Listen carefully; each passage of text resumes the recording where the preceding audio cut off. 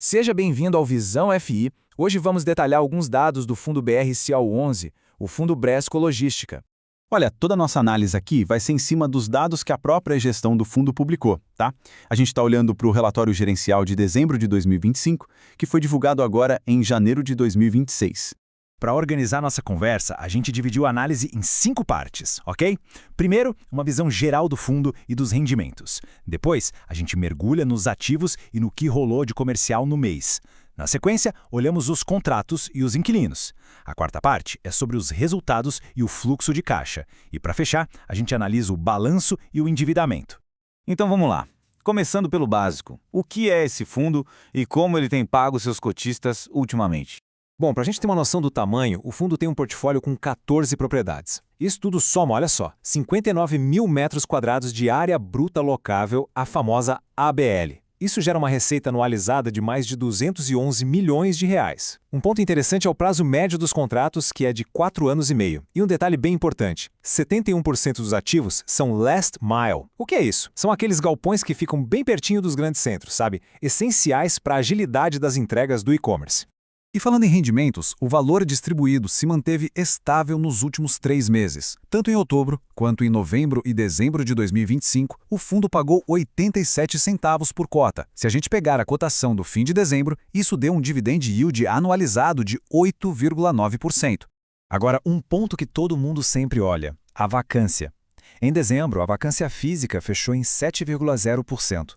Isso é basicamente a porcentagem de área que está vazia, sem inquilino. Já a vacância financeira ficou em 8,0%. E qual é a diferença? A financeira mede o impacto dessa área vazia na receita. Às vezes, um espaço pequeno tem um aluguel caro, então o impacto financeiro é maior que o físico, entende? Certo. Agora vamos dar um passo adiante e ver onde ficam esses imóveis e o que aconteceu de mais importante na parte comercial durante o mês de dezembro. Em termos de localização, não tem muita surpresa, né? A maior parte da área do fundo, 51%, está no estado de São Paulo. Depois, a gente vê o Rio Grande do Sul com 14% e o Paraná com 12%. O restante, 23%, está espalhado por outros estados. Sobre as áreas que estão vagas, o relatório trouxe 2 atualizações. Lá no imóvel Bresco Canoas, que tem quase 18 mil metros quadrados vagos, já existem conversas iniciais para alugar uma área até maior que a disponível. E no Bresco Imbu, que tem uns 7.600 metros quadrados vagos, as conversas já estão em estágio avançado para alocação de todo o espaço. Mas a grande notícia comercial do mês de dezembro foi essa aqui, ó, a assinatura de um contrato com a Nu Pagamentos, o Nubank, para alocação de mais de 9 mil metros quadrados lá no imóvel Flex Viracopos. O contrato começou a valer no próprio mês de dezembro e essa área representa 27% do imóvel. Beleza, agora que a gente já viu os imóveis, vamos dar um zoom na fonte de receita do fundo, olhando para os contratos de aluguel e para o perfil de quem ocupa esses galpões. A carteira de contratos do fundo tem 2 modalidades. A maior parte, 64%, são contratos típicos. São aqueles mais comuns, com prazos mais curtos. Os outros 36% são contratos atípicos. Esses são diferentes. Geralmente têm prazos bem longos e multas bem altas se o inquilino quiser sair antes, o que dá uma previsibilidade de receita maior para o fundo. E quando esses contratos vencem? Esse gráfico mostra pra gente. Em 2026, por exemplo, vencem contratos que hoje representam quase 20% da receita. Mas olha que interessante, o maior volume, quase 30% da receita, só tem vencimento a partir de 2030. Isso dá um horizonte de longo prazo bem relevante. E quem são os principais inquilinos? Só tem empresa grande aqui. Natura e Whirlpool lideram, cada uma com 11% da receita. Logo depois vem BRF e GPA, com 9% cada, e o Mercado Livre, com 7%. E um dado que a gestão destaca é que 74% dos inquilinos têm grau de investimento, que é tipo um selo de bom pagador no mercado. Antes da gente seguir para os números financeiros, aquele nosso lembrete de sempre, que é super importante. Vale lembrar, trazemos aqui dados, fatos para os seus estudos, não fazemos recomendação de compra ou venda, o nosso objetivo é puramente informativo, beleza? Certo, recado dado, vamos agora para a parte financeira. A gente vai ver como os números de dezembro se comportaram, desde o que entrou de receita até o que foi parar no bolso do cotista. Olhando a demonstração de resultados de dezembro, o fundo teve uma receita total de 17 milhões de reais. As despesas totais foram de 5,4 milhões.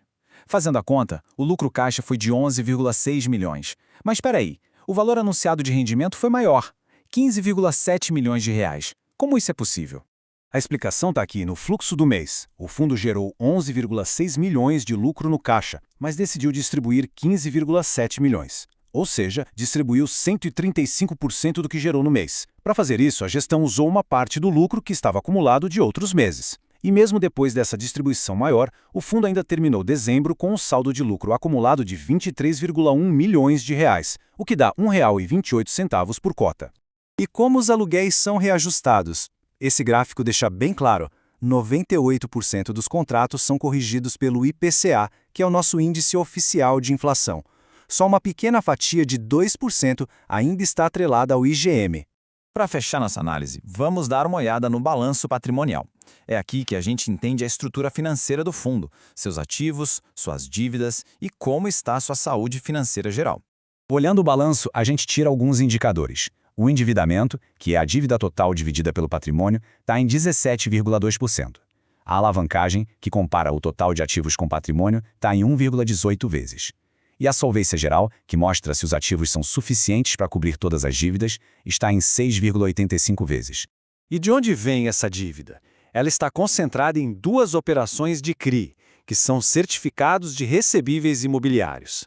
Uma tem um saldo devedor de 21,8 milhões, com custo de IPCA mais 6,5% ao ano e vence só em 2032. A outra, bem maior, tem um saldo de 247,2 milhões, com custo de IPCA mais 8,1% ao ano e vencimento em 2030. Bom, estamos chegando ao final da nossa análise. Se essa apresentação dos dados ajudou nos seus estudos, não esquece de se inscrever no canal e curtir, porque isso ajuda muito a gente a levar essas informações para mais pessoas. Então, para a gente amarrar tudo que vimos no relatório de dezembro, tivemos a nova alocação para o Nubank em Viracopos, que é um fato bem positivo, uma distribuição de rendimentos acima do resultado do mês usando o caixa acumulado, a vacância física se manteve estável em 7% e, por fim, o fundo ainda tem um saldo de lucro guardado de R$ 1,28 por cota. E tudo isso nos leva a uma questão para a gente pensar. Considerando essa distribuição acima do resultado do mês, quais serão os próximos passos da gestão para usar esse lucro que ainda está acumulado? É uma pergunta que os próximos relatórios certamente vão ajudar a responder.